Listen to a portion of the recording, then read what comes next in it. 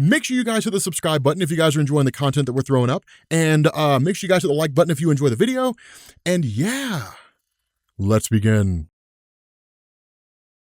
Okay, so we're continuing on with our Avengers and new Avengers, and this one is going to be interesting, right? This one's going to be interesting. The cool thing about this is that we do get basically a kind of full-on explanation of what's going on up to this point, right? Because one of the big things that was happening here, and this is one of the kind of struggles that you get into when it comes to Hickman telling these long-form stories, because there's so many complex plot threads going on, it can be difficult to keep track of it all, right? And so you kind of find yourself in this situation where you almost kind of feel free-floating, right? Like you're not sure what's happening, what's still happening, what's not happening anymore. And so what he really kind of does, and you consider his whole run to be in two sections, right? This is kind of the first section leading up to this is all just one cohesive part. After this, you go into the quote unquote time runs out event. And that's where everything, where everything really begins to pop off, right? Where you really get into like the action packed, oh my God, I can't believe that happened part of the story. But up to this point, what this does is kind of clear us up and get everything sorted out, get everything organized, and then we just go forward from there. Now, in the last video that we did, we talked about how the time stone had reappeared in front of like Iron Man and Captain America and Black Widow, Thor, Hyperion, all these guys, and basically whisked them into the future, right? Or at least just kind of took them away. Where they end up at is at 48 years in the future. Now, when they get here,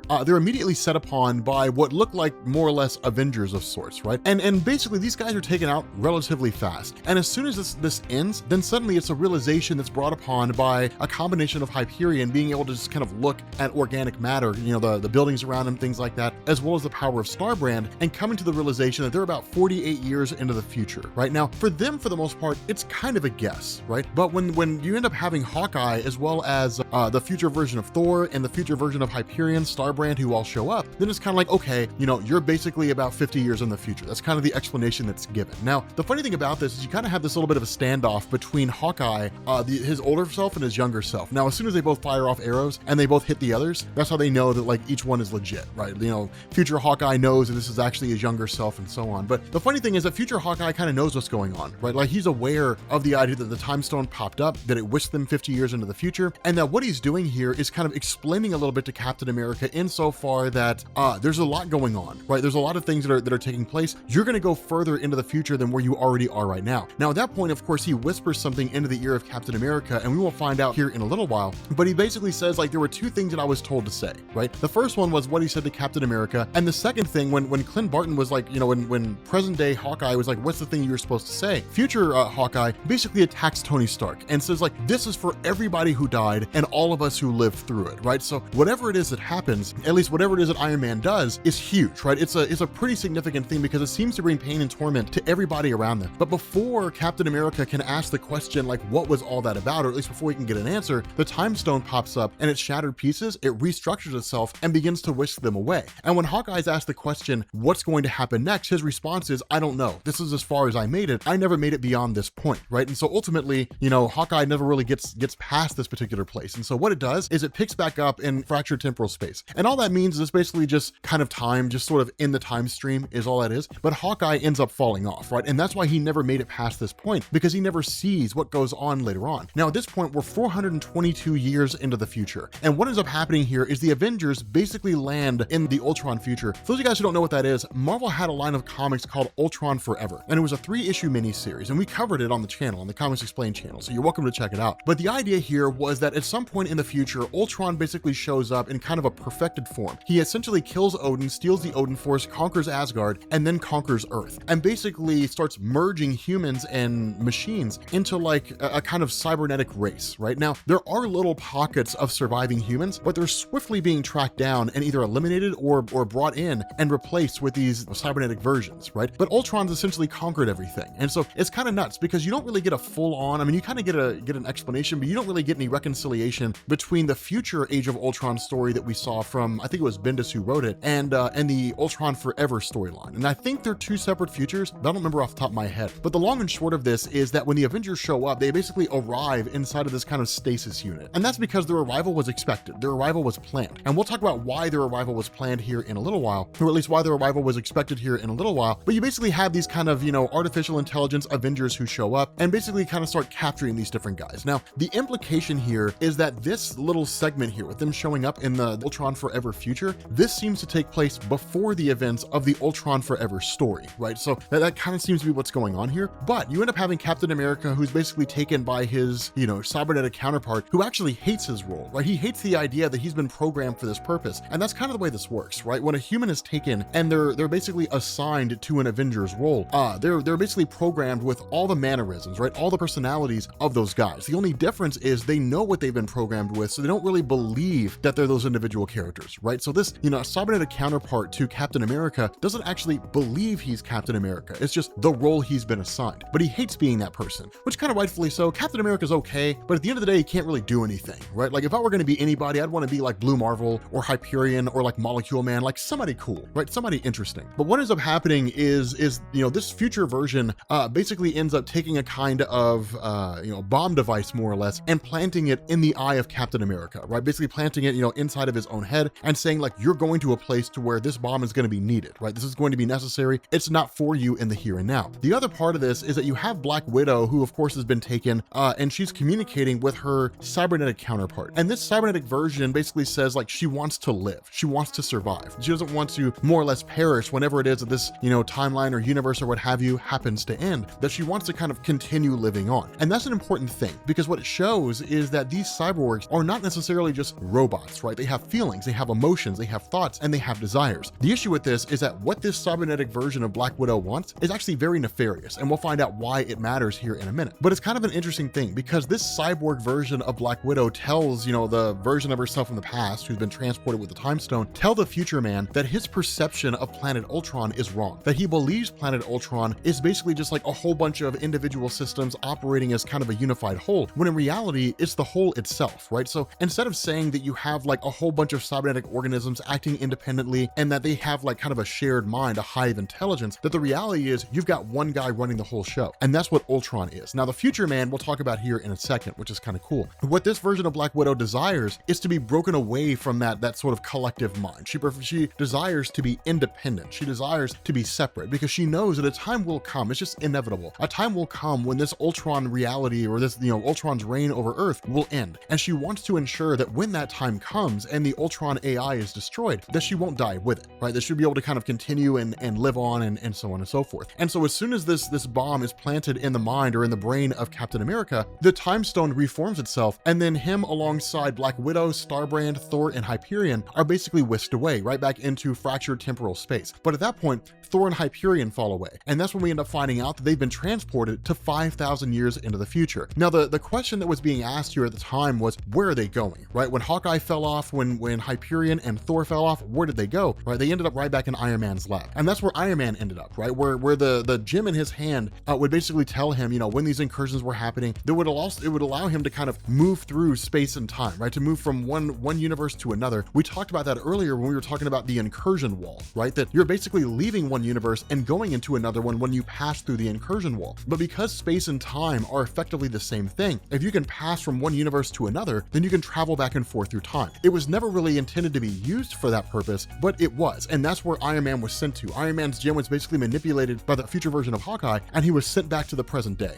And so that basically really only leaves here Starbrand, Black Widow, and Steve Rogers. And once they arrive here, they kind of end up on this kind of garden of sorts with this colossal tree growing in the middle of it. And that's what's kind of crazy is they try to figure out what's happening, right? There's a lot of kind of estimation, kind of guessing going on here. The fact that there's long growth vegetation, the tree's absolutely massive because it takes so long for trees to grow. The response of Black Widow is she thinks it's around, a few hundred years from where they were before. Captain America's frustrated because he doesn't really grasp the whole notion of time travel, right? So he feels like he's just a fish out of water. But at the end of the day, the kind of idea is this is some sort of a garden, right? There's life growing here, there's plants, so on and so forth. And that's when they're met by the future man, also known as Franklin Richards. Now, for those of you guys who are not familiar with the work of Jonathan Hickman, this is the same future version of Franklin Richards from Hickman's Fantastic Four, right? The one who resurrected Galactus from the dead and turned him into his herald. That's this version of Franklin Richards, right? This guy is from that far in the future, right? He's from that far along the timeline. With that being the case, you kind of have Captain America who doesn't know who this is, right? He doesn't know that it's future Franklin because remember, Captain America's never met Franklin Richards from the future. He's only ever met Franklin when he was a little kid. And so the response is, okay, who is this guy?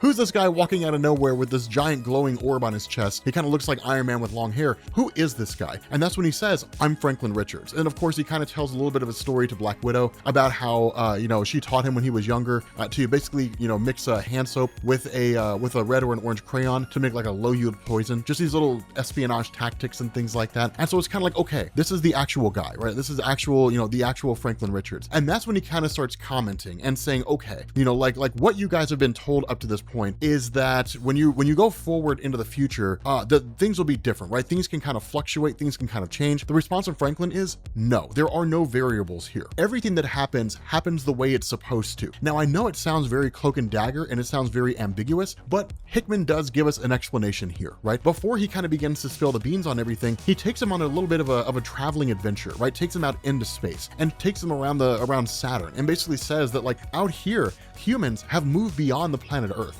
That where Natasha's kind of question here is, well, who owns all these mining vehicles, who are mining resources from the asteroid belt around Saturn? Is it like a company or like what nation, managed to pull all this off first? The response of Franklin is there are no nation states, right? There's no China, there's no United States, there's no Brazil, none of that stuff, right?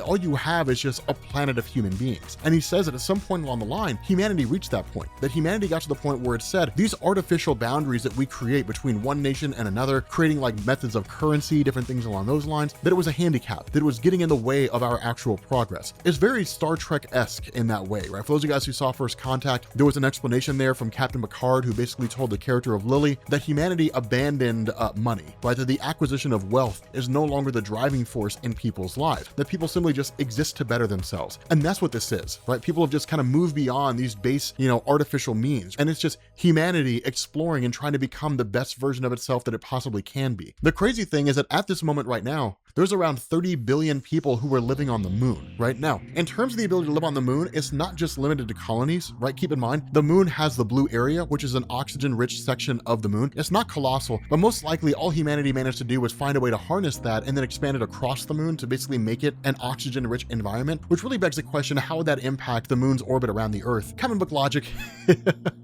Not something that needs to be worried about. But finally, Franklin gets around to saying, okay, Captain, what do you want to know, right? Do you want to know how the incursion started? Do you want to know what led to all this, right? Like who's behind all this, these universes crashing into each other? And the response of Captain America is, I want to start with Tony Stark and I want to know how to defeat them. I want to know how to stop them from doing what they're doing, trying to wipe out incursive Earths, different things like that. And the response of Franklin is, okay, that cannot be done. He kind of gives us a little bit of an explanation and says, it's important that you understand what I'm going to tell you so you can understand what I tell you later. And he says, what you have here in this place that we're living in this future, 5,000 years in the future, that there is no, you do have Earth to a degree, but this rogue planet, that red planet that basically came crashing towards Earth, that you guys managed to stop and that you guys managed to basically phase in with the Earth itself, that was sent by us. And that was sent because you needed it, right? We're filling a loop. Like that rogue planet basically comes and hits Earth. And it hits Earth, or at least it comes towards Earth because we sent it there, right? We're kind of fulfilling this sort of cause and effect loop. But more so than that, and what's exceedingly important here, is this Avengers machine that was created by Captain America and Tony Stark. We're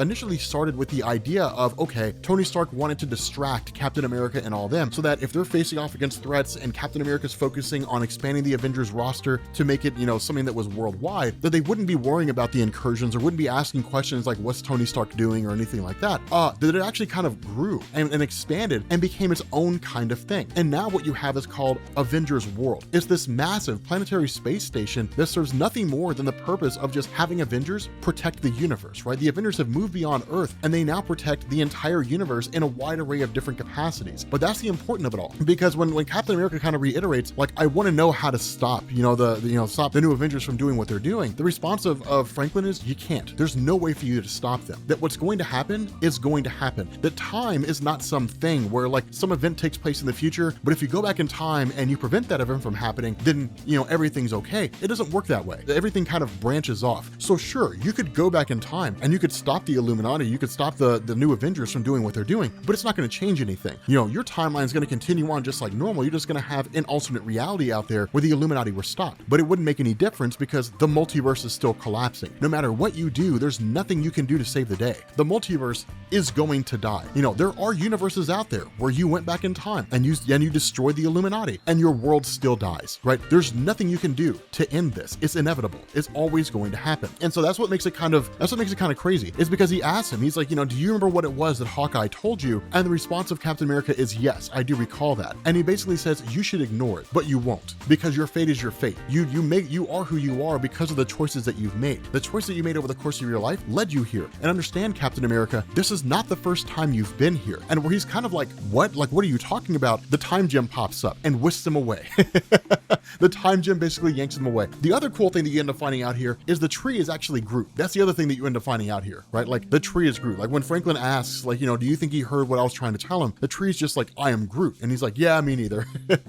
So Groot basically ends up growing into a giant tree. But what this does is it basically picks up 51,000 years into the future. That Starbrand and Black Widow are basically dropped out from temporal space. So they end up back in Iron Man's workplace. And 51,000 years into the future, you've basically just got like this giant planetary space, right? With this massive kind of obelisk, you know, sitting, you know, at a kind of off in the distance. And Captain America's guided towards this obelisk and then basically identifies himself, right? You know, he puts his hand up to the wall and then identifies himself. And when he walks in, it's basically told, put your hands on the bars, and that way we can identify who you are. When that happens, of course, he's hit with all these, you know, prongs and things like that go through him. And it's just for the purpose of verifying, you know, his DNA, really just like analyzing his DNA and seeing who he is. And that's when he's met by this massive world mind. And what we end up finding out here, and this is where things get crazy, the request of the cyborg Black Widow in the Ultron Forever universe was fulfilled by Franklin Richards, that she was basically given the kind of sentience she wanted to break off from the larger whole. But what that meant is that as time began to progress and things began to move forward, that her AI in this Avengers world began to kind of develop a sort of sentience. And so in effect, she, you know, a part of Ultron still resides in her. And so what it meant is that in essence, Ultron more or less is the world mind now, right? It's a giant singular consciousness that exists inside this world. The problem with this is we don't really find out how far reaching it is, right? We don't really find out how far it goes. Instead, all that ends up happening is this kind of artificial intelligence appears to him as Black Widow because of the fact that it's somebody he would recognize, along with these sort of Avengers-esque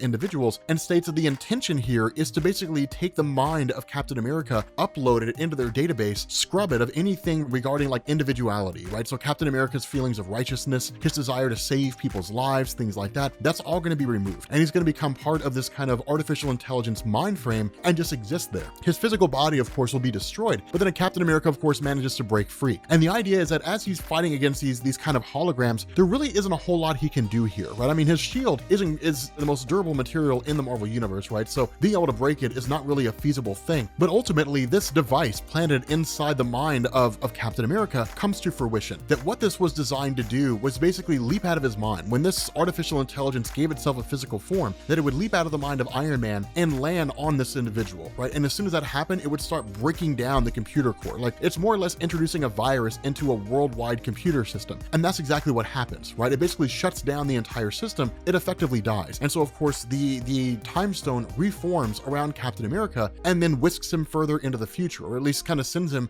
into the time stream, and where he seems to sort of fall down into wherever it is it would end up taking him, presumably Tony Stark's lab. He's rescued by Iron Lad. He's basically rescued by Kang the Conqueror. Now, Kang is a little bit of a confusing character, and we're not going to go super in-depth into him because it's really overly complicated. The long and short of this is, imagine you time traveled to the year 5000, and then you left the year 5000 and went to the year 4000, right? But a version of you stays in the year 5000. And let's say that you leave the year 4000 and you go to the year 3000, and a version of you stays in the year 4000. That's what Kang the Conqueror is, right? Kang the Conqueror more or less exists in virtually all time streams. But because of that, each one of these quote unquote versions of himself have their own personalities, their own goals, their own ambitions, different things like that. Now, Iron Lad was part of the Young Avengers, but I don't really want to go any more in depth than that because then it starts getting wildly confusing. But there is some explanation that's offered here, that where you have Kang, you have Iron Lad, and you have Immortus, each of which are basically able to manipulate the time stream. You end up having them kind of, making these statements of things like the event is coming, right? Like the time event's getting ready to take place, which is basically just the reformation of the time stone. As soon as that happens, as soon as the time stone begins to reform, they use their power power and then basically encase it in what's called zero time. All that really means is it just nullifies the time stone. That's really all it does, right? So it's like if the time stone was a mutant, it would be like shutting off the mutant's powers, right? Temporarily. That's all that is. And it just kind of keeps the time stone in stasis there, and it cannot reform and yank anybody else through time. And that's when we really start to get this sort of explanation here. We kind of get this discussion of what's going on. The idea here is that these guys have basically brought Captain America this far into the future because of the fact that the incursions happen, right? The incursions are currently happening, the multiverse is collapsing, universes are crashing into each other. They have tried multiple times, right? Captain America has been yanked into the future like this multiple times. He's not aware of it, but basically it's happened multiple times. And the idea is they've always tried different approaches. Captain America's gone back in time and destroyed the Illuminati. Captain America's gone back in time and worked with the Illuminati. Captain America's gone back in time and reformed a cosmic cube to try to save the day. They've tried all these different things and none of them work. The multiverse always moves towards this inevitable end and it always ends up collapsing. Now, the question you're probably asking here is, if the multiverse collapses and everybody dies, then how do they exist in the future? Okay, Jonathan Hickman answered this during the Fantastic Four run that he had. And the way this works is it's not as though the incursions take place, right? Like the main Marvel universe is destroyed and then everything suddenly ceases to exist. It's almost like a tidal wave. So like imagine a meteor crashing into the earth. It's not like the earth just suddenly explodes, right? It's not like everything around the earth just instantly bursts into flame. Then instead what you have is you have this massive impact and then you have fire that begins to just sort of spread out. That's how that works. When the universe collapses and when everything's destroyed, that would happen at some point in the past. And what that would mean is